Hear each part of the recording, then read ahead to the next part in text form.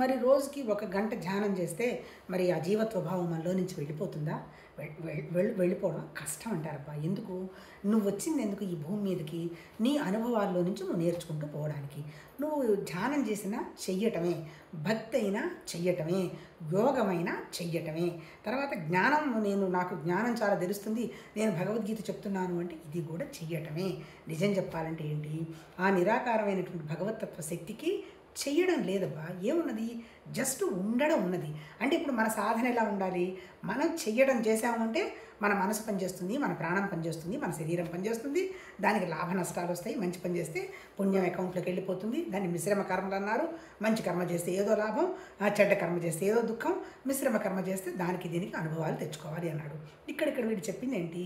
ఇక్కడ చెయ్యటం అనేది లేదు. నువ్వు చేయాల్సినటువంటి ఆధ్యాత్మిక స్థితి ఏంది?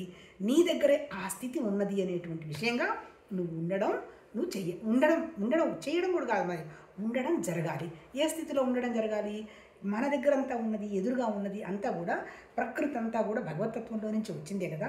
ఈ ప్రకృతిలో మార్పులు, ఆలోచనలు, కొట్లాటలు, బాధలు, దుఃఖాలు ఇవన్నీ సహజమే కదా అనేటువంటి విషయంగా నువ్వు అవగాహనలో పెట్టుకొని వాటిని నువ్వు పెద్ద విలువ ఇవ్వకుండా నీ స్థితిలో నువ్వు ఉండడం ప్రాక్టీస్ అంటే మళ్ళీ ఏం లేదు, ఆ స్థితిలో ఉండడం కోసం మనం పరిశీలించుకోవటమే భగవతత్వ సాధన చెప్పింది. దానికి భగవద్గీతలో ఏం చెప్పాడు? ఒకేసారి నీకు స్థితి రావాలంటే రాదు. అడుగుతాడు అర్జునుడు, మరి జ్ఞానమే మంచిదన్నప్పుడు నేను దానిలో తీసుకెళ్ళి కూర్చోబెట్టచ్చు కదా అంటాడు. కష్టమయ్యా, నీ దగ్గర శరీరం అనే పరికరం ఉంది, ప్రాణం ఉంది, మనసు ఉంది. దాన్ని నువ్వేంటి ప్రపంచం కోసము, నీ జీవత్వం అనేటి దానికోసము, లోపల ఉన్నటువంటి జ్ఞానం కోసం వాడడం మొదలుపెట్టు. అంటే ఏంటి? ప్రపంచం కూడా భగవతత్వంలో నుంచి ఎప్పుడైతే వచ్చిందనే భావం నీకు తెలిసిందో, నిష్కామ కర్మగా చేసినప్పుడు ఆ చేస్తున్న ప్రతి పని పరమాత్మతత్వం కోసం అని చెయ్యి.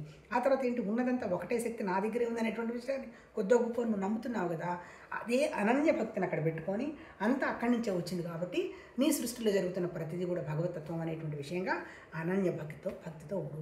నేను ఇప్పటివరకు ఇబ్బంది పెడుతుంది ఏంటి? శరీరం ఇబ్బంది పెట్టదు, భగవతత్వము ఇబ్బంది పెట్టదు, రెండింటికి ఏం సంబంధం లేదు.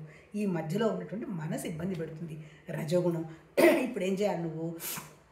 ఈ మనసుని, మనసే కదా ఇబ్బంది పెడుతుంది, ఈ మనసుని, ఈ రజోగుణాన్ని నువ్వేం చేయాలంటే ఇదంతా కూడా ఒక తత్వం అనేటువంటి విషయంగా నువ్వు తీసుకురావాలి. అంటే నీ మనసు మీద నువ్వు పనిచేసుకొని, నీ మనసు నీ శరీరం బయట ప్రపంచానికి తిరుగుతుందా, ప్రపంచంలో పేరు రావడం కోసం తిరుగుతుందా, లేకపోతే ఆధ్యాత్మిక సాధనలో శాంతిగా ఉండి భగవతత్వం పనిచేయాలని తిరుగుతుందా అనేటువంటి విషయాన్ని నువ్వు గ్రహించి ఆ స్థితిలో నువ్వు ఉండాలి. అంటే నీ మనసు మీద నువ్వు పనిచేసుకోవాలి. అలా పనిచేసుకోకుండా నేను ఆపుతున్నది ఏది? శమ, దమ, ఉపరతి, శ్రద్ధ, తితిక్ష, సమాధాన. ఆ సమాధాన